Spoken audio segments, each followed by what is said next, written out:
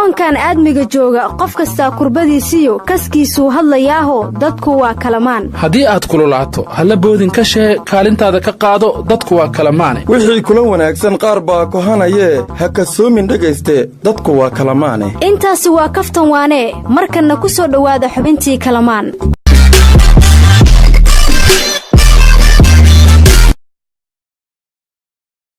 warbaan idin hayaa maanta madaxweynayaashii hore iyo madaxweynaha Soomaaliya inay kulmayaan oo arinta la isu soo dhaweynayo war ahaan maqlayay marka xilli dhowna waran ay soo gaarayo kulankii bariya dib loogu dhigaa leeyri barina hadda saad ogtiinba waa maalintii dawladda waa arbaco marka kulankan ishaarada arbacay darteed miya arbaca loogu aadi masaamuur kala jirta abwaankii siduu yiri waxa lagu asteeyaa arbaca lagu tilmaamaa inay tahay mid foolada eebabo haddaan fahmay odagii siduu yiri arrintaan isku ogeyn arbaca laga sugayaa miyaad ka wadiin war nimankiidan arbacaad ku walateene maanta waa 19 November waana maalinta caalamiga ah ee ragga adduunka cid xusaysana lama hayo cid hadal haysa maandhow adigu ragga kama tirsaneed miya war haddaanay jirin cid xusaysay cid hadal haysa maalinta ragga dee xuquuqda ragga meel looga dhacay marka hore waa in wasaaradda ragga la sameeyo wasaaradda haweenka waa la sameeyey iyada kaale maalinta ragga marka la leeyahay maalmaha kale rag ma nihimiya war wax ma ogidi maalinta haweenka jirta war xageed ka waalantiin ma ragga maalin deeqda war wax ma kala ogidiine maalinta haweenku waa 8 Maars marka la gaarane magaalada isbedelaad ku arkaysaan ambaroy haddii isbedel maalinkaas lagu arko beledka aduguna 15 jir ma naqatido shaqfir hay culin allow inaysan noqonaynay is ogaatay warnimayo war ma haysaane waxaa la ogaaday in ragga Soomaaliyeed noloshii geerida ku qiimo badan yihiin sababtoo ah intay nool yihiin ma la isweydiiyo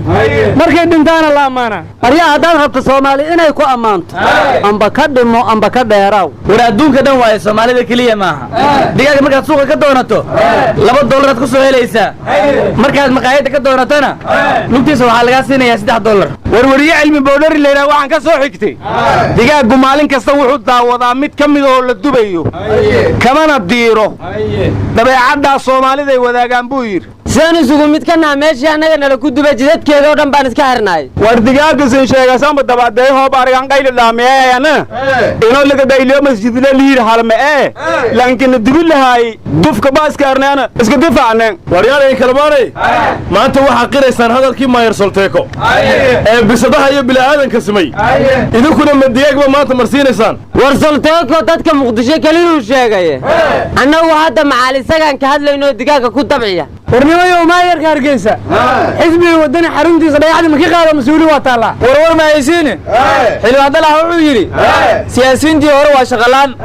aniguna way u soo socotaa marka waxaan u malaynayaa inaan jaamacadii ku laaban doono cashar ka bixin doono war dalxa ma wuxuu ka wadaa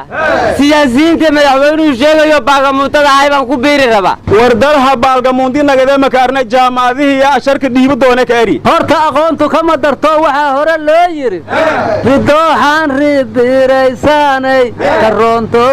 reejay qabta ridooxan ribiraysanay karoonto reejay qabta haye wariya ciidan usleeyna dawladda Soomaaliyeed maya mid shib la yiraahdo sameeysan la yiraahdo wariya ciidan shibna madina sameeyay dawayna ooka ku qeylqeyla ma uu sameeyay wariya iska xalwada ma asakali tahay warqadka isku dirino xishooda naga taga korkiinu ha kabaabyoode waxba ka dhiman